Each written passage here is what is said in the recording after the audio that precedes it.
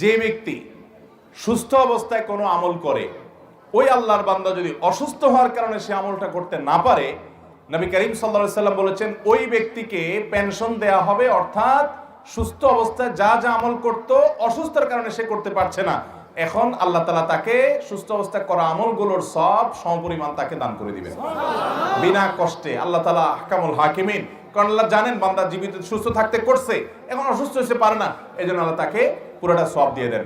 এজন্য আপনি আল্লাহর প্রতি সুধারণা করবেন, আল্লাহ আপনাকে মাহরুম করবেন না, গুনাহগার তো হওয়ার প্রশ্নই নেই। তবে ফরজ রোজা যেগুলো আপনার কাজা হয়েছে সেগুলোতে আপনি কখনো সুস্থ হন রোজা রেখে দিবেন, আর সুস্থ হওয়ার সম্ভাবনা আল্লাহ না করুক না থাকলে ফিদিয়া আদায় করে মিসকিনদেরকে খাদ্য দিবেন। এখন সমর্থনে যখন হয় তখন দিবেন, পরবর্তী দিবেন, যেভাবে দিলে আদায় হয় সেভাবে নিয়ত করে করবেন, কিন্তু আপনাকে করার চেষ্টা করতে হবে। আর অন্য আমল করতে পারেন নাই, কোনো গুনাহ হবে না, যেহেতু আপনি অসুস্থ। আল্লাহ তাআলা বলেছেন ওয়া আলাল্লাযীনা ইউতিকুনাহু ফিদিয়াতু তাআমু মিসকিন, যারা সিয়াম রাখতে পারে না তারা মিসকিনকে খাদ্য দিবে। অন্য আয়াতে আল্লাহ বলেছেন ফামান কানা মিনকুম মারিদান আও আলা সাফারিন ফাইদ্দাতু মিন আইয়ামিন উখর, যারা অসুস্থ বা সফরে থাকে ওই সময় রোজা না রেখে তারা অন্য সময় রোজা রাখলেও আদায় হয়ে যাবে।